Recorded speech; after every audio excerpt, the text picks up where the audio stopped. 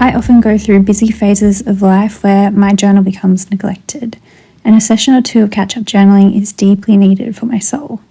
So in today's video, I wanted to do some catch-up journaling and share some tips and encouragements for scrapbooking or memory keeping when you're feeling really behind. And it's not about documenting everything, not at all. Breaks and skips in a journal are totally normal and okay. To me, it's just about putting down the highlight moments or the really stick-out moments in life. When I'm doing my catch-up journaling, I'm thinking about the things that stand out in my memory as significant and that I think I want to remember. Things I wish I would have already journaled about. And that's it. To approach this without feeling overwhelmed or behind, I think the best and first thing to do is to bring the journaling process back to a slow and enjoyable process.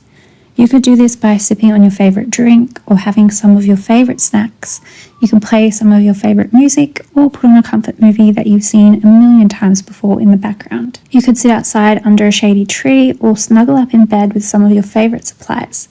Make this an enjoyable activity just for you, where you can really take your time so you don't feel like you're just rushing through another pile of more to-dos. I've learned through a whole lot of journaling that my favorite pages are often the ones that I've had the most fun making or got the most creative with. The memories seem to become so much more poignant when the process was fun and not rushed through. So make it a slow, happy time for you to revisit some memories and play around creatively, and I promise your pages will turn out better for it. If you just set a goal of enjoyment, you'll naturally get through so much more catching up than if you make it like yet another chore. To actually pinpoint the past moments that I want to go back and document, there's a few things that I like to do.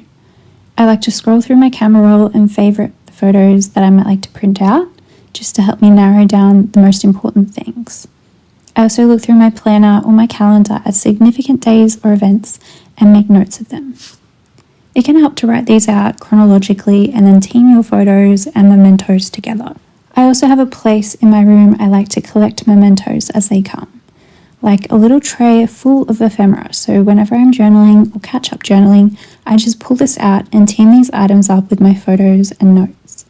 Basically organizing my memories into little piles that can then be stuck together on a page. The little piles represent the memory, but it's my job to tell it like a story with my own thoughts and emotions. How you actually approach your journal just depends on your own personal style. I'm someone who really likes nice visuals, mismatchy papers, pretty things, or a variety of textures. I like a page that invites me to actually touch it, to fold it out, or to reveal layers within it. But it can also be as simple as a photo and one line of written journaling. Sometimes this is actually best when you're overwhelmed. Some basic things I like to do to add a special feeling to my pages is to look for images, stickers, patterns, or colours that relate to the memory or the feeling that goes along with it. You can do this even if you're lacking photos or physical mementos. I look for decorations and papers that bring a sense of wonder and intrigue and excitement. They can be very obviously related or more whimsical and thought-provoking. It's just about picking things that connect in your own mind to the memory in some way. If you love paper like me, then you know exactly what I mean. This all gives a little glimpse inside your special mind and heart. When catch-up journaling, sometimes it can be harder to remember the finer details, and it can be harder to write as much as usual. Of course, this makes total sense because the memories are no longer fresh in our minds. When choosing what to write or trying to prompt writing, I like to start by thinking about the highlight moments of the day or the event and anything that stands out as noteworthy, as well as the obvious things like who, what, when, where, and why. I also like to try to remember or think about what the weather was like, how I was feeling before, during, and after, as well as any lasting impact that it may have had. I like to think about people I met, conversations I had, or anything memorable about the people I spent it with too.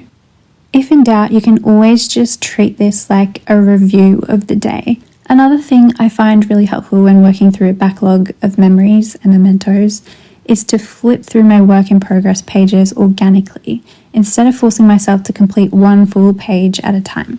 As someone who likes to work on random pages in my junk journal instead of sticking to a strict chronological order, this just helps my process to flow better. Whenever I come to a standstill or feel a bit stuck, I can just flick to a different page and work on that for a while and then come back again later. I think the most important thing with catch-up journaling is to just have fun and try not to make it feel like a huge task. If you have it in your mind and hanging over you that it's something you have to do and need to get done, or something that you're behind on, then naturally you're going to feel stressed about it and you're not going to enjoy it. Or so much time is going to pass you by because you're going to keep putting it off and continue building it up to be this really big thing that it isn't. Remember that in some cases, done is better than perfect. And it really doesn't need to be fancy or complicated if you don't want it to be. You can quite literally just whack a photo down and write one sentence if that's what helps you. I hope all of these tips and ideas have been helpful, and I hope you're feeling more motivated and inspired to do some journaling today, whether it's a catch-up session or a current session. If you enjoyed this video or you're wanting some more journaling inspiration, make sure you check out some of my other journaling videos too. I'll put some playlists in the description box. See you again soon.